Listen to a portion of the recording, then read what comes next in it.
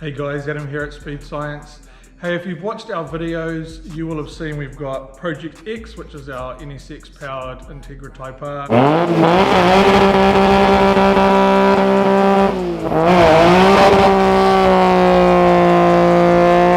We've got an RX-8 that's kind of in the beginning stages of a K-swap. We've got a DC5 Type R that we're kind of resurrecting, which had the running gear pillaged from it. Yes. Yep. Yes. Yep. And we've got a couple other things you haven't seen, but kind of our actually original project car, the earliest one I started playing with was this EG. Yeah, so this is a New Zealand new EG.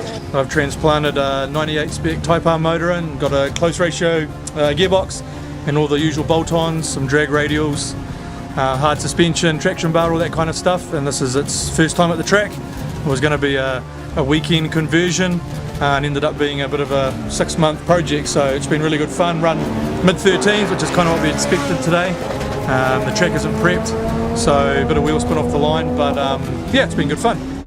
My background to performance parts and cars and Hondas was actually drag racing. My first car was a 95 Integra DC2, or GSR as you guys in the States would refer it as.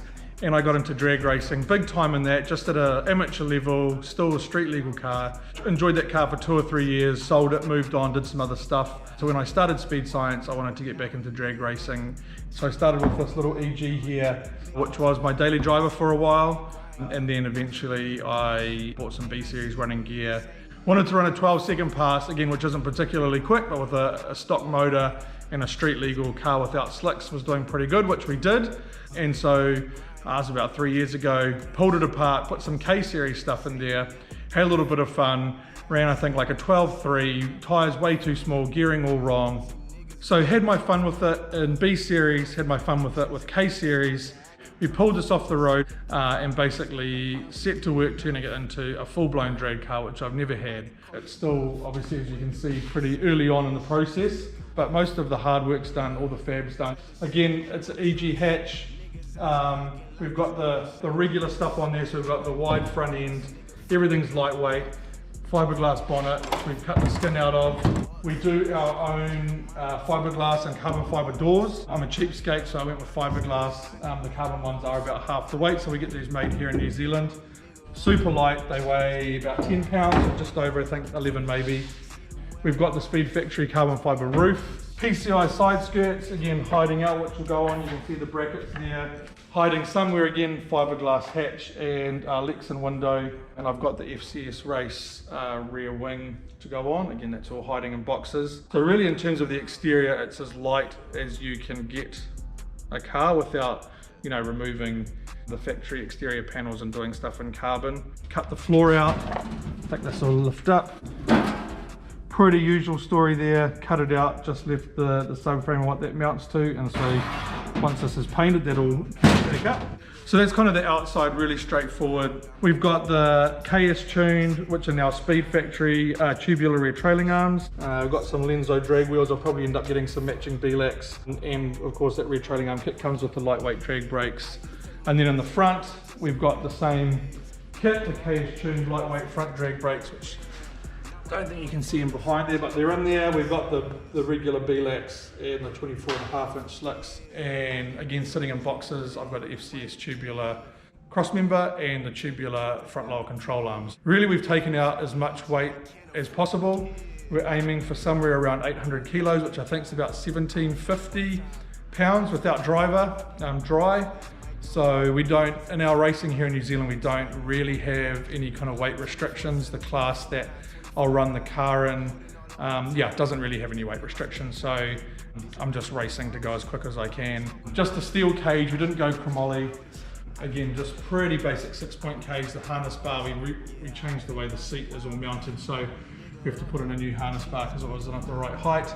So yeah, so that's kind of all the boring stuff. Under the hood is where things get a little bit more exciting. Completely stock K24. This does have a DC5 Type R cylinder head on it.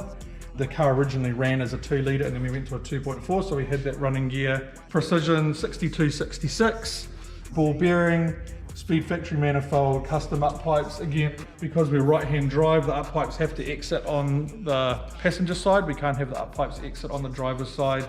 And we had to tilt the motor forward just because K24 with the Skunk 2 Ultra Race and plenum spacer doesn't fit, which is something I didn't really know ahead of time, and a lot of guys don't use the 2.4 for reasons it's too much torque, hard to get traction, but hey, that's what we had, that's what we rolled with.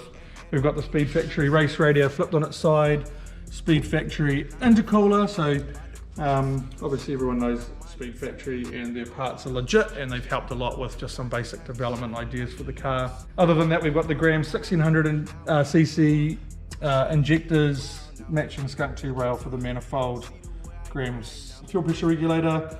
What else? We've got the Speed Factory fuel cell tucked away in here, and we've actually internally mounted a couple of Graham's 320 litre per hour fuel pumps on the inside, kind of like a poor man's radium setup if you like, so that keeps it nice and easy.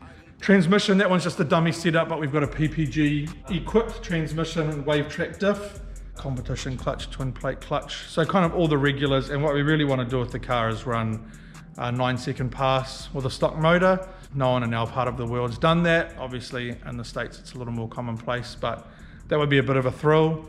And then from that point we can look at building a motor or just winding more and more power, but we want to keep it reasonably conservative and go rounds. We'll just have a quick look at the inside of the car. Pretty orthodox setup. We have kept the original pedal box in place, got the Kirky seat mounted on some PCI brackets, K-tune shifter as per usual, and then before Blackworks Racing closed down a few years ago, we did have some of their staging brakes, so again we've got that mounted. So yeah, so that's kind of a quick run through. Obviously we'll get Lexan everywhere, so these will be a custom Lexan piece. These will get replaced for Lexan, and then we will run Lexan windscreen. Again, the rules are pretty open, we just have to have some metal straps. Really the last main consideration is whether to run a parachute, and we've got to run 150 mile an hour here before that's needed. Although because the rear of the car is so light, braking is going to be sketchy, so we'll probably end up chucking a parachute on there straight off the bat. But yeah, I think that's pretty much it. If you've got any questions about the car, any suggestions, recommendations, Honda drag racing in New Zealand has a very long history, but not many players. So a guy called Ronnie Lim back in the day ran 9s, that's probably going maybe 12, 13, maybe 15 years ago. For a while he was actually on par with some of the faster cars in the States, but he kind of done his dash and no one really has come in and filled the gap for a really long time. So we're looking to kind of rebirth Honda drag racing in New Zealand at a pro car or competition car level. The street car scene is pretty cool, but it's time for something more serious to roll out. Mark at Herbert Fabrication, who you'll have seen in some other videos, is the guy doing the last bit of fab work, and then the cage can get signed off and we can get the interior of the car all painted. We can pull the engine out and do the engine bay at the same time, and then really it's kind of final assembly. We've got all of the parts we need. Everything just needs to go back together with some wiring and plumbing up boost solenoids and bits and pieces like that. So hey, thanks for watching. If you're keen to see what's going to happen with this car and all of our other cars that we featured, and even some other cars that we haven't had a chance to show, make sure you subscribe, ring the bell so you get the notifications, and we'll see you in the next video. Cheers.